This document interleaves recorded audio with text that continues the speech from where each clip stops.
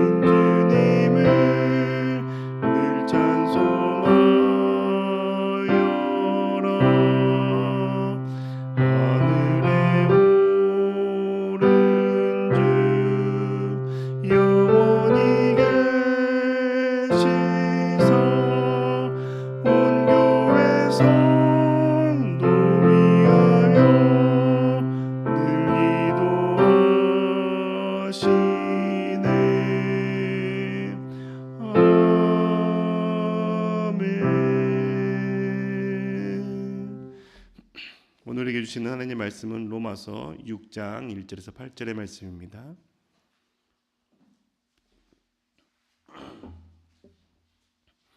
로마서 6장 1절에서 8절의 말씀 함께 읽겠습니다. 그러면 우리가 무엇이라고 말을 해야 하겠습니까? 은혜를 더하게 하려고 여전히 죄 가운데 머물러 있어야 하겠습니까? 그럴 수 없습니다. 우리는 죄에는 죽은 사람인데 어떻게 죄 가운데서 그대로 살 수 있겠습니까? 세례를 받아 그리스도 예수와 하나가 된 우리는 모두 세례를 받을 때에 그와 함께 죽었다는 것을 여러분은 알지 못합니까? 그러므로 우리는 세례를 통하여 그의 죽으심과 연합함으로써 그와 함께 묻혔던 것입니다. 그것은 그리스도께서 아버지의 영광으로 말미암아 죽은 사람들 가운데서 살아나신 것과 같이 우리도 또한 새 생명 안에서 살아가기 위함입니다. 우리가 그의 죽으심과 같은 죽음을 죽어서 그와 연합하는 사람이 되었으면 우리는 부활에 있어서도 또한 그와 연합하는 사람이 될 것입니다. 우리의 옛사람이 그리스도와 함께 십자가에 달려 죽은 것은 죄의 몸을 멸하여서 우리가 다시는 죄의 노예가 되지 않게 하려는 것임을 우리는 압니다. 죽은 사람은 이미 죄의 세력에서 해방되었습니다. 우리가 그리스도와 함께 죽었으면 그와 함께 우리도 또한 살아날 것임을 믿습니다. 아멘. 하나님의 마음을 알고 하나님 앞에 예배드리고자 기도의 자리 가운데 나오신 여러분들을 주님의 이름으로 축복합니다. 우리가 하나님을 믿기에 누릴 수 있는 축복이 있다라면 그것은 바로 죄에서 자유를 누리는 것이죠. 모든 죄를 주님께서 사해 주셨기 때문에 이제는 더 이상 죄책감 가운데 마음 아파하지 않아도 괜찮아진 겁니다. 죄가 많은 사람일수록 하나님의 죄 사함이 얼마나 큰지에 대해서 더 고백하게 되고 더 감사하게 되죠. 그래서 바울은 로마 5장 20절에 죄가 많은 곳에 은혜가 더욱 넘친다라고 말씀하고 있습니다. 로마서 5장 20절에 보면 죄가 많은 곳에 은혜가 더욱더 넘친다라고 이야기하죠. 그런데 이 이야기에 대해서 잘못 이해하는 경우들이 있었습니다. 은혜가 더 넘치게 하기 위해서, 은혜가 더 많아지기 위해서 죄 가운데 머무는 사람들이 생겨났다는 겁니다. 하나님이 정말 나를 사랑하시는지 확인하고 싶은 마음, 하나님께 더 큰 은혜를 받고 싶은 마음으로 인해서 죄 가운데 머물고 그때 나의 죄를 용서해 주시는 주님의 그 은혜, 주님의 그 사랑에 감격하고자 하는 것이죠. 그때 그들은 하나님이 나의 죄를 용서해 주시고 사랑해 주시니 그 사랑을 확인했다라고 생각하면서 큰 죄 가운데 머물러 있는 겁니다. 그런데 바울은 이렇게 행동하는 것 어리석다라고 말하죠. 그런데 이 어리석게 행동하는 그 행동들이 초대교회에만 있었던 것이 아닙니다. 오늘날에도 있죠. 하나님께서 나의 모든 죄를 용서해 주셨으니 앞으로 죄를 짓는 모든 것도 이미 용서를 받았다라고 생각하는 겁니다. 그래서 죄를 지어도 이미 용서를 받았다는 그 감격으로 인해서 회개할 필요를 없다라고 생각하는 겁니다. 회개할 필요가 없을 뿐만 아니라 앞으로 짓는 죄도 어떤 죄도 이미 용서를 받았기 때문에 거리낌 없이 죄를 짓는 경우들이 있는 것이죠. 죄 사함의 큰 은혜 가운데 머문다라고 생각하는 겁니다. 그런데 이것은 바울의 가르침에 대해서 잘못되게 이해한 경우들로 생겨난 일들입니다. 바울은 예수 그리스도를 믿기 전에 이미 우리가 아담의 죄로 인해서 더러워졌고 죄 가운데 살았던 존재였음을 말해줍니다. 이렇게 죄 가운데 있었고 죄 아래 있었기 때문에 그 죄에서 벗어나지 못하고 있었던 우리를 예수 그리스도께서 십자가에 달려 죽으시고 부활하심으로 그 죄로부터 우리를 자유케 하셨고 우리를 깨끗게 하셨다라고 이야기해 주는 것이죠. 죄에서 벗어나 새 사람이 되었다라는 겁니다. 죄에 깊이 들어가서 빛이 조금도 보이지 않았던 자에게 예수 그리스도의 그 십자가의 죄 사함으로 말미암아 빛 가운데 살 수 있는 영생을 누리게 되는 큰 복을 누리게 되었음을 이야기해 주는 겁니다. 그리스도의 죽으심 그리고 부활하심으로 죄로부터 멀어지고 죄로부터 떨어졌다라는 것이죠. 그래서 바울이 말하는 겁니다. 죄 가운데 머물러 있는 그 마음이 은혜를 더하기 위해서 그런 마음이냐? 그러면 안 된다라고 말하는 것이죠. 로마서 6장 1절에 보면 그러면 우리가 무엇이라고 말을 해야 하겠습니까? 은혜를 더하게 하려고 여전히 죄 가운데 머물러 있어야겠습니까? 여전히 죄 가운데 머물러 있어야 됩니까? 라고 질문하죠. 죄 가운데 머물러 있다라는 이 표현은 무엇이냐면 죄와 싸우지도 않겠다라는 태도를 의미합니다. 그 죄와 싸우지 않겠다는 태도에 포함되는 것은 죄를 죄로 여기지 않는 태도에 대해서 이야기하는 것이죠. 그런 일들이 로마 교회뿐만 아니라 고린도 교회에도 있었던 겁니다. 고린도 교회 성도들에게 있어서 죄가 아니었던 것이죠. 성적으로 타락했습니다. 그리고 교회 내에서는 세상과 별반 다를 것 없이 세상의 지위가 높은 자가 대접을 받고 종과 노예로 살았던 자는 천대받았었습니다. 이게 죄라는 것을 그들은 깨닫지 못했던 것이죠. 그래서 바울은 고린도 교회에 편지를 써서 그들을 책망하지 않았습니까? 지금 바울은 로마에서 예수 그리스도를 믿는 자들에게도 주님을 믿는 것, 죄가 죄임을 아는 것이고 그 죄에서 멀어져야 한다는 것을 가르쳐 주는 것이죠. 죄에 머물러 있다고 해서 하나님의 은혜가 더욱더 쌓이는 것 아니다라는 겁니다. 죄를 짓고 그 죄가 용서받는 것으로 해서 하나님의 사랑이 확인되는 것도 아니다라고 가르쳐 주는 것이죠. 그렇기 때문에 바울은 그러면 죄 가운데 머물러 있어야 되느냐라고 질문을 던진 다음에 단호하게 그럴 수 없다라고 가르치죠. 로마서 6장 2절의 말씀입니다. 그럴 수 없습니다. 우리는 죄는 죽은 사람인데 어떻게 죄 가운데서 그대로 살 수 있겠습니까? 바울이 큰 은혜를 받기 위해서 큰 죄 가운데 머물러 있어야 됩니까? 라고 질문한 다음에 그럴 수 없다라고 말합니다. 그럴 수 없는 이유는 무엇입니까? 죄에서 죽은 사람이라는 겁니다. 죄에 대해서 우리가 죽었다라고 바울은 가르쳐 주는 것이죠. 우리가 죄에 대해서 죽은 이유가 무엇입니까? 그리스도께서 죄를 대신 지시고 십자가에 달려 죽으셨을 때 우리도 그 십자가와 함께 달려 죽었다라는 것을 의미하는 겁니다. 죄에 대해서 죽었다라는 것, 그 얘기는 또다시 죄를 버타며 살던 우리의 옛 모습들, 죄 가운데 살던 우리의 옛 모습이 십자가에 달려 죽었다라는 것을 포함하고 있고, 그로 인해서 우리는 새 사람이 되었다는 것을 말하는 것이죠.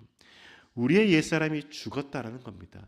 죄를 사랑하며 죄를 쫓아가며 탐심을 쫓았던 우리의 모습들이 죽었다라는 것이죠. 그리고 그 죽음 가운데 십자가의 죽음 이후에 예수 그리스도께서 부활하셨을 때 우리가 그와 함께 살았다라고 바울은 고백하는 겁니다. 새로운 사람이 되었다는 것이죠. 죄 가운데는 죽은 자요 그리스도와 함께 부활함으로 새 사람이 되었음을 바울은 알려주는 겁니다. 그게 예수 그리스도를 믿는 자, 예수 그리스도를 구주로 고백하는 자들 모두에게 동일한 은혜라는 겁니다.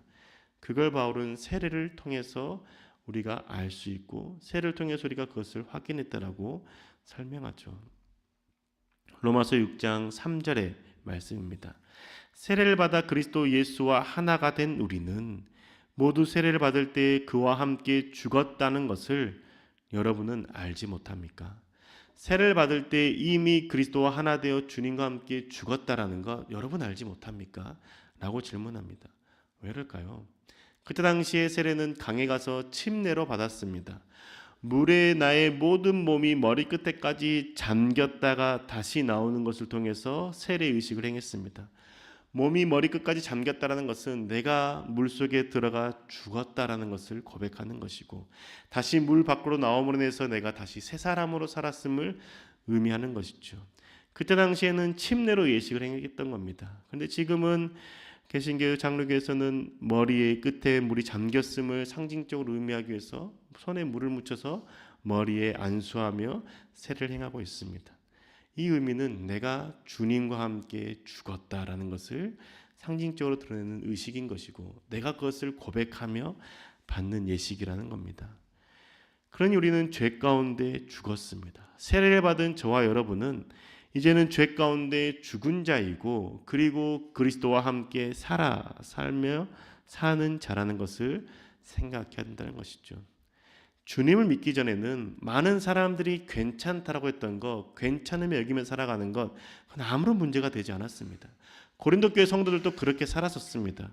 그러니 성적으로 타락하는 것 괜찮았던 시대였던 것이죠. 그리고 높은 사람에게 잘 대하고 낮은 사람을 천대하는 것, 그때는 신분제도가 있었기 때문에 마땅한 것이었습니다. 세상에서 그렇게 사는 것 죄가 아니었습니다. 그런데 그들이 세례를 받고 그리스도를 구주라고 고백했다라면 교회 안에서는 그리스도인으로서의 삶을 살아갈 때는 그렇게 하면 안 된다는 것을 바울은 가르쳐 주었던 것이죠. 성적으로 타락하면 안 되는 것이고 교회 내에서 세상의 지위를 그대로 가지고 와서 세상의 높은 자와 낮은 자를 구별하면서 천이 대할지 귀이 대할지를 판가름하는 것 또한 안 된다라고 바울은 가르쳤던 것이죠.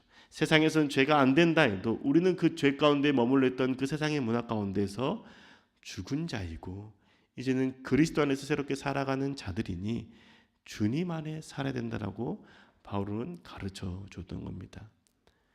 그게 우리는 죄 가운데 사는 자가 아니고 그리스도와 함께 부활함으로 살아가는 자라는 것을 바울은 인식하며 살라는 것이죠. 그게 로마서 6장 6절과 7절의 말씀입니다. 우리의 옛사람이 그리스도와 함께 십자가에 달려 죽은 것은 죄의 몸을 멸하여서 우리가 다시는 죄의 노예가 되지 않게 하려는 것임을 우리는 압니다. 죽은 사람은 이미 죄의 세력에서 해방되었습니다. 바울이 강조하죠. 우린 다시 죄의 노예가 되지 않아야 된다. 우린 다시 죄에 버타며 살아가는 자가 되지 않아야 된다. 우리는 이미 죄에 대해서 죽은 자이고 죄로부터 해방된 자들이다. 세상에서 죄가 아니라는 것, 죄가 아니라 여기는 것, 그걸 우리는 행하면서 자유를 누리는 것이 아니라 그걸 하지 않아도 그들의 탐심과 욕심과 정욕을 쫓지 않아도 우리는 기쁨을 누릴 수 있는 자들이고 하나님 안에서 복된 삶을 살아갈 수 있는 자들임을 깨달은 사람들이다라고 바울은 가르쳐 주는 것이죠. 이제는 너희는 그 죄가 주는 달콤함을 지배당하며 살아가는 자가 아니라 예수 그리스도의 그 영생과 부활하심이 주는 그 영광스러움을 누리며 살아가는 자라는 것을 바울은 알려주는 겁니다. 그게 큰 은혜 가운데 살아가는 것이고 그게 하나님의 사랑 가운데 살아가는 것임을 바울은 반복해서 알려주는 것이죠.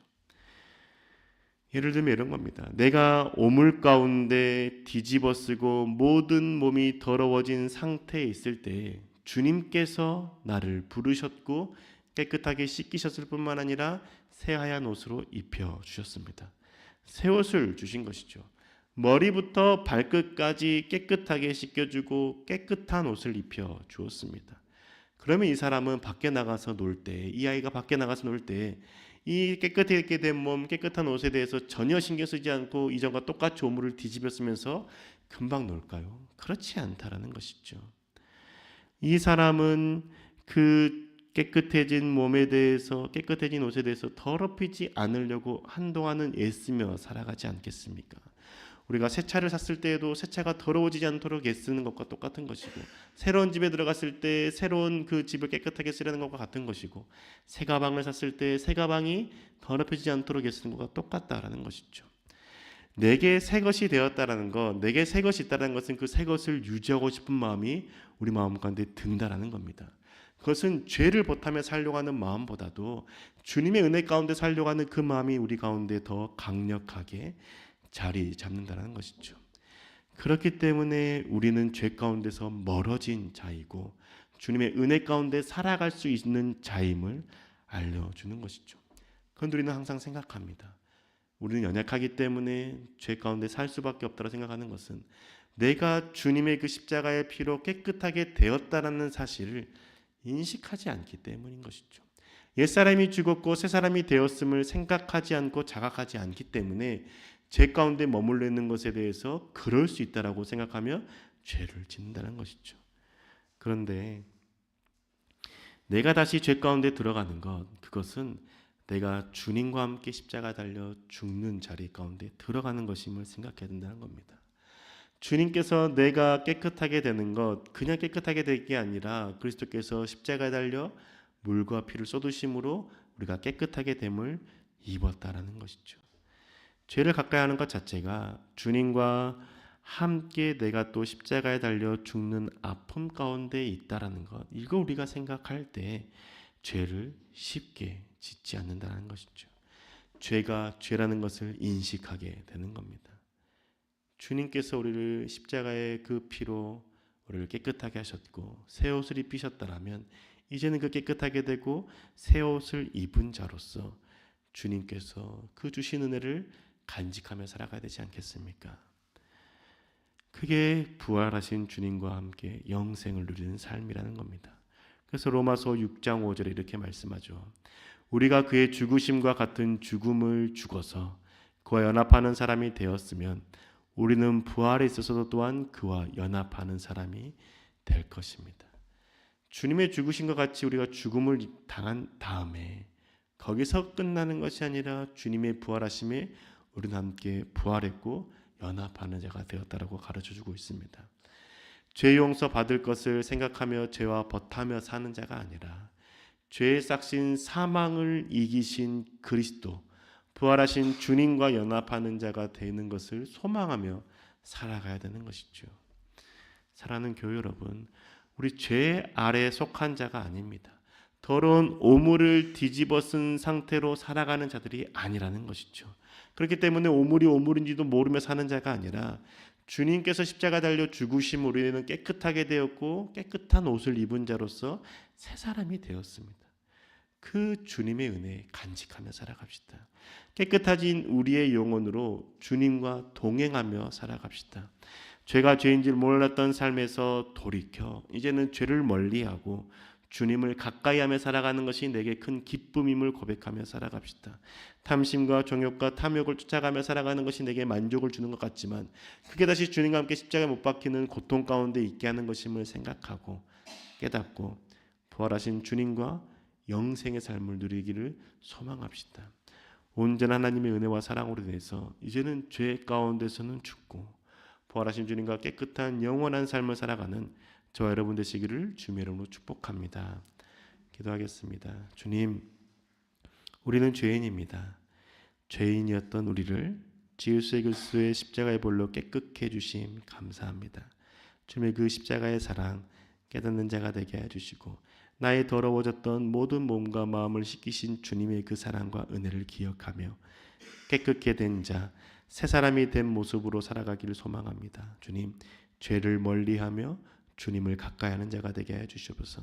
탐심과 탐욕과 정욕을 쫓아 살아갈 때 그 짧은 쾌락을 추구하는 자가 아니라 깨끗함과 우리를 새롭게 하신 주님과 함께 살아가는 그 영광스러운 삶의 복됨을 깨닫는 저희들 되게 하여 주옵소서. 언제나 왕 되신 우리 주 예수 그리스도 이름으로 기도합니다. 아멘. 하늘에 계신 우리 아버지여, 이름이 거룩히 여김을 받으시오며 나라의 마옵시며 뜻이 하늘에서 이룬 것 같이 땅에서도 이루어지이다.